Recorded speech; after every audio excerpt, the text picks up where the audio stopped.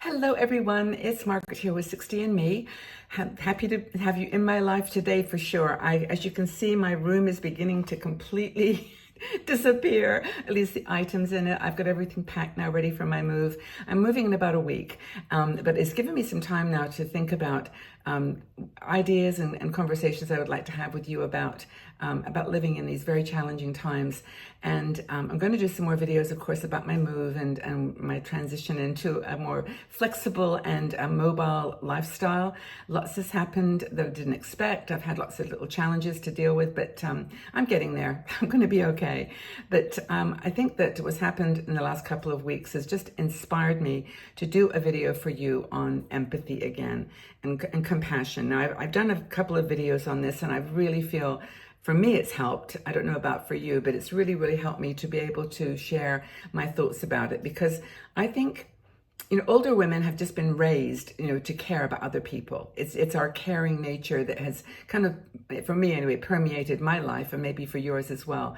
But it's just the thing that we have been trained to do. So when things come up in our life, with our family, with our friends, with our work, with community activities that we feel overwhelmed by, or there's a call out for help, a call for support, that we just cannot manage it all. And of course, we've got to find time for ourselves. We've got to find a way to relax and to, balance all this complexity which is spinning around us. Now, I live in Europe, of course, and, Switzerland, and I know many of you live in the States, in Canada, and also in Europe. I know we have a lot of women now all around the world. 150 countries are represented here on 60 and Me. And, there's a common thread though, and that is we're all worried about so many things. We've got family, friends, school, homework, whatever we're doing, grandchildren, and then we've got the whole world level. We've got the complexity of politics and decisions that are being made totally outside of our control. And we've talked about this. You can't control the actions of other people, but you can still, and you do, feel completely overwhelmed by care. You care about people that are being hurt, or that are being, mistreated, or situations in the world that you feel are just not aligned to your values. And I think values are, for me, well, they've always been my strength. They've always been my strength, that I have these values of kindness and compassion. And I genuinely care about, the human race. And I really care about people that are struggling.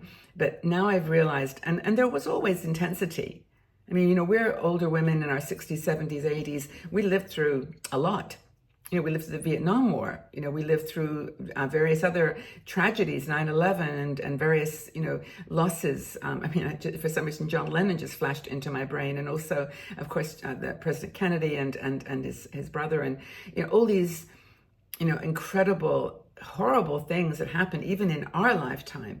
But somehow, I don't know, maybe it was because I was dealing with family and children and work and survival, just in my own personal life, that I didn't feel it as much, that I had to help everybody else. I knew really clearly then what I had to do. I knew what my mission was with my children, with my relationships, with my work. I had to make decisions really kind of selfishly, I guess. That was kind of what I thought about all the time. I wasn't worried so much about what was going on. And it's funny, since I read a lot more news now and stay more informed on world events, I read stories sometimes and I think, what was I doing during like 1978, 79, when, or 85 or 92, when that happened? Like, that's awful. If I'd been, conscious of it, I probably would have been upset. But I was, like I said, tied up with my family, my own situations, my kids, my grandkids.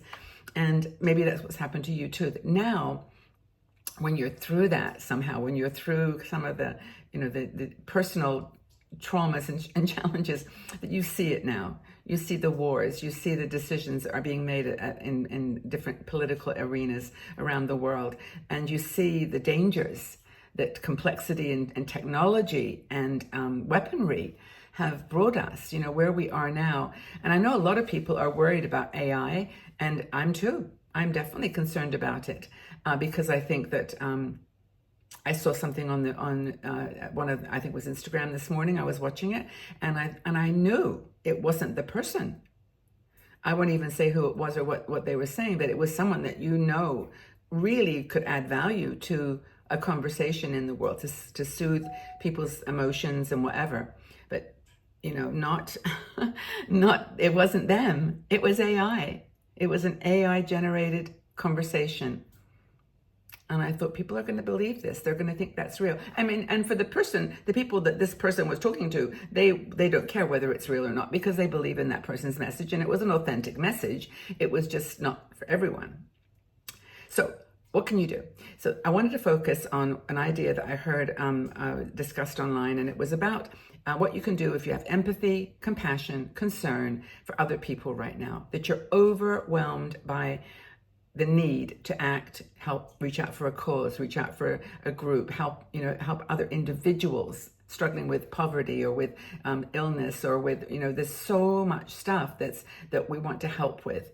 And that the person in this conversation was saying, one of the things you can do is to pick a lane, and pick a lane that you are going to focus on. Now, I'm not saying that you're not, of course, going to care about the family members or the community or even your government or your world. There's nothing, like, it's not going away. it's just reprioritize and pick a lane. Stay in that one thing that you really can have an impact, where you can help, where you can get involved physically or online or however you engage with that need, with that thing, and stay in your lane. And it's not like saying stay out of everybody else's lane or just don't care, as I said, but it's more just for your own sanity. If you can choose one thing, one goal, one area to be empathic, compassionate, and loving, kindly about things, stay there. Yes, you're going to slip over to other lanes. You're going to jump in when someone's swerving out of control over there. You've got something that someone's suddenly drawing your attention to something that is really, really urgent, like it's got to happen today. And that happens sometimes. There are some things like that happens. Of course it happens. But this idea that if you can stay in your lane, stay focused on something that's really important to you, that's all it's going to be. And it could just be family. It could just be a relationship. It could just be an illness that someone's going through or you're going through. Give empathy to yourself if you need it right now. The whole world is there. It's all going crazy. We know this. Oh my gosh, it is going crazy. We know this, but we can't solve everything. Right now, if you're ill, you've got problems, you solve your issue. Stay there in your lane. I mean, it's like a highway. There's like multiple lanes. Maybe you can turn into another lane for today or whatever. I don't drive anymore, so I can't even use that analogy, but you know what I'm saying. Don't ignore things that are like immediately in front of you that need help and concern. If someone calls you up with desperate need, jump over, park your car, jump over to help. But stay in one lane if you can. What do you think about this idea about staying in one lane, trying to be focused on one area of empathy and compassion?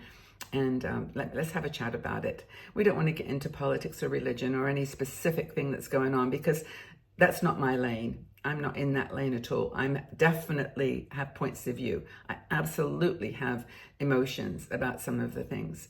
But right now I'm staying in my lane. And actually, to be honest with you, 60andMe is such a diverse community. I can hardly jump. I have to stay in the middle lane.